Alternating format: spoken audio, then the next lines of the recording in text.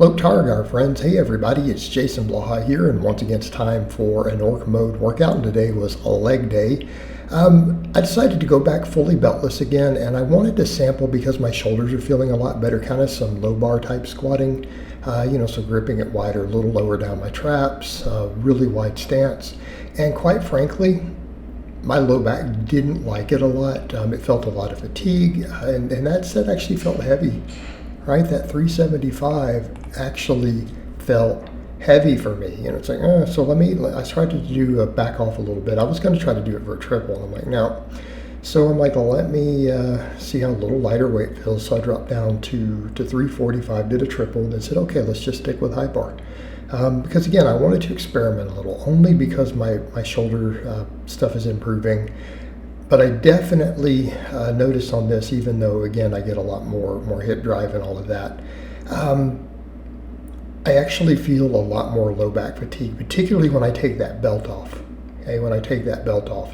And I know it's because I haven't been doing enough ab work, which is why I'm doing abs on every workout now, which you guys are seeing at the end, back to the hanging leg raises.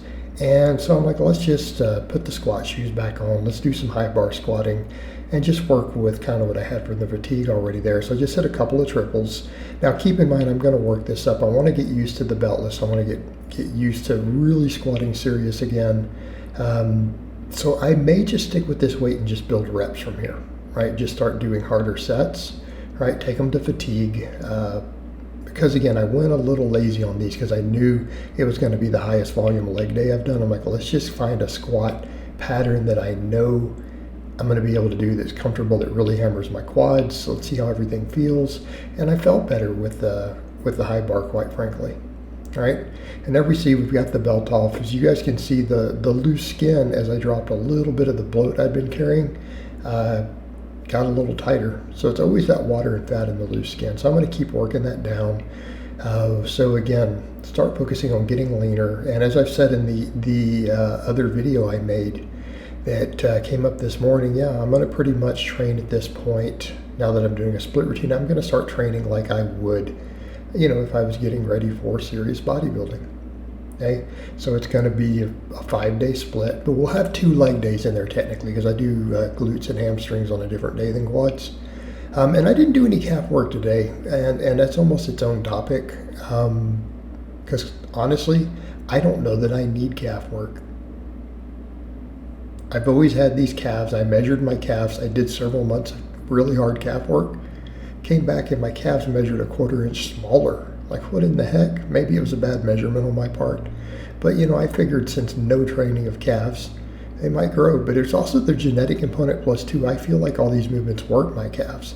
Like all my squats, all my hamstring exercises, even a lot of my cardio, I get a calf pump. So, other thing we did, and I'll assess that. If I end up needing the calf work, I'll work it in. But it didn't do anything when I did it for a while, and I still have big jacked calves.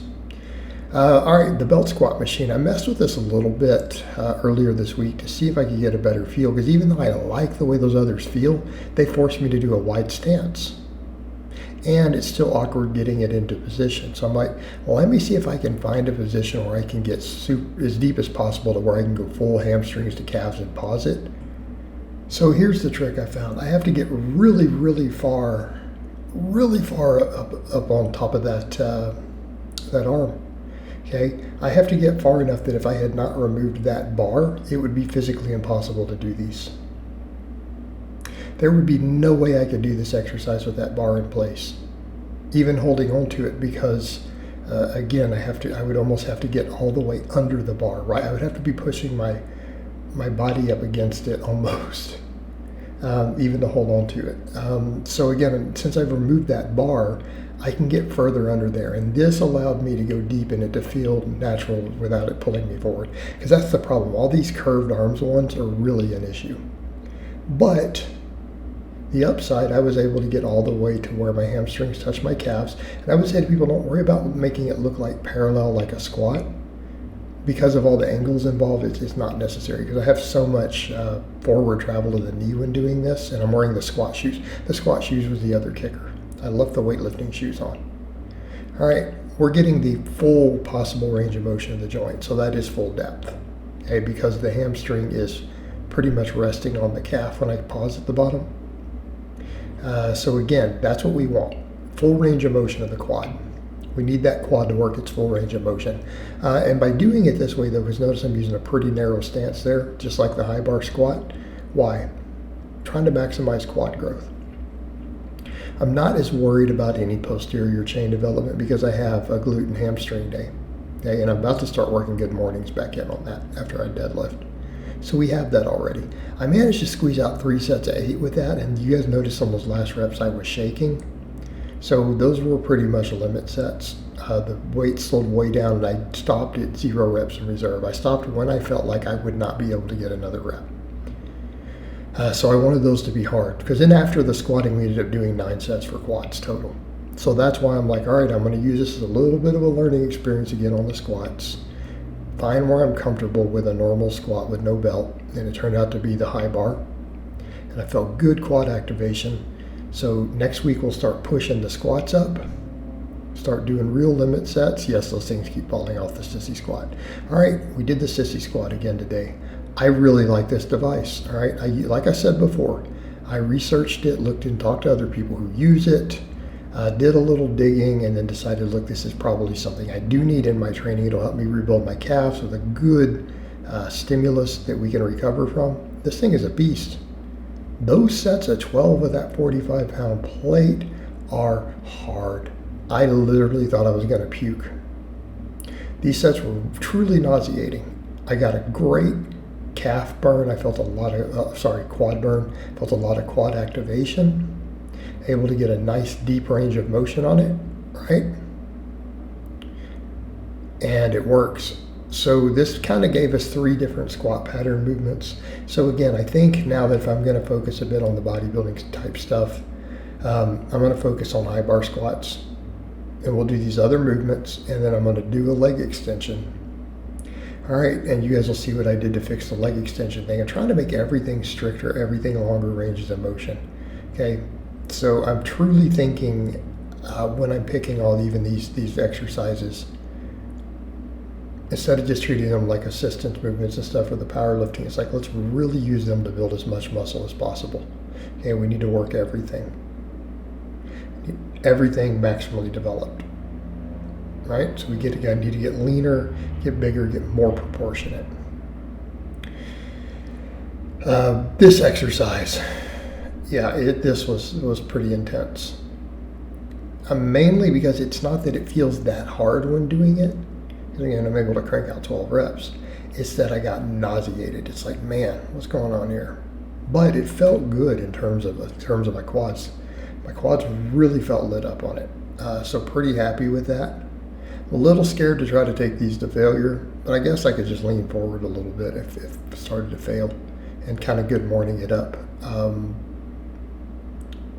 Probably not the worst exercise if I feel like I could probably drop the plate to the side. So I didn't want to get too close, but we got fairly close. I'm gonna keep working on it though. I'm gonna work on progressive overload on those. All right, check this out. Decided let's just take the weight down on this. I haven't used it in a little bit. I was unhappy with it. Let's do it one leg at a time. All right, look how much stricter we can go. It worked, and I felt that whole lower quad, like the VMO and all of that. Again, felt it really light up. Now, I can't necessarily get the stretch I might like on this, but we're getting the stretch on everything else. So this is almost in a way a shortened position exercise. It's really a mid-ranging contraction position, so shortened position, shortened muscle links. But it's different from the others, and it lets me isolate the quad. Okay, because all these muscles do need to be isolated. Notice I'm isolating almost everything. Right, everything is getting some isolation, other than maybe my lats. Right, or you're going to do a little bit of trap stuff. I think on shoulder day, probably do some shrugs. Trying to isolate everything now because we need it. So we do 3 good multi-joint movements, because those are all multi-joint, they're all compound. Did 3 of those, and then we finish up with some single leg extensions. Again, just finishing it up. And I'm leading with the left side because I know it's my weaker side, taking it right to failure. What's interesting to me is that I reached failure on different reps. Now maybe it's because my cadence was different, So I ended up being like 12, 13, then 14.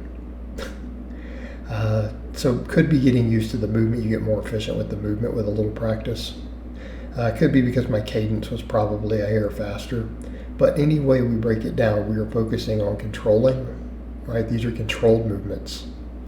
Getting rid of the cheating, no cheating. Keeping it strict, focusing on feeling the muscle while still doing our big movements. And that's the thing that I'm really going to do here. The training itself is going to be largely bodybuilding and thinking like a bodybuilder, but I'm still going to do my big three. And I'm still going to do them with moderately heavy weights. We're still going to put some weight on the bar. So the squat, bench, and deadlift are going to still be there. But they may be closer to bodybuilding versions. It's just like I'm doing the flat back benching with a real wide grip for my pecs. Might do the high bar squat. I think deadlifts are going to stay where they are. That's going to be my one exercise that I want to most of the time keep it pretty much like I would do in a meet. Still treat it like a power lift, but I may go over to just beltless deadlifts again. Thinking about it, I feel like I've been relying on the belt too much. So again, let's do the ab work. Start doing more and more stuff without the belt. Go in raw, right? Raw dog it. And let's just get jacked, guys. Let's get jacked. Let's get aesthetic. And so it's going to be a matter of gaining muscle in the right places, getting leaner, tightening up that waistline. It's ultimately what it's going to come down to. And that's just going to be diet cardio. And then, of course, the ab work does matter. Don't let anyone tell you ab work doesn't affect at all how your abs look. That's nonsense. Yes, it is primarily body fat. We all know that. But stop pretending ab work doesn't matter. And it matters for performance.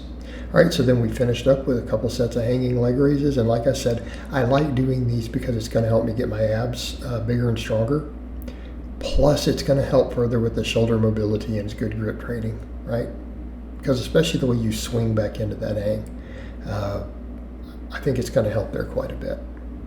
So again, I'm going to correct a couple different things all at once by just throwing these in every workout. All right, guys. But that's really all I have to say on that today. I hope it's been informative, and I will talk to you guys and gals next time.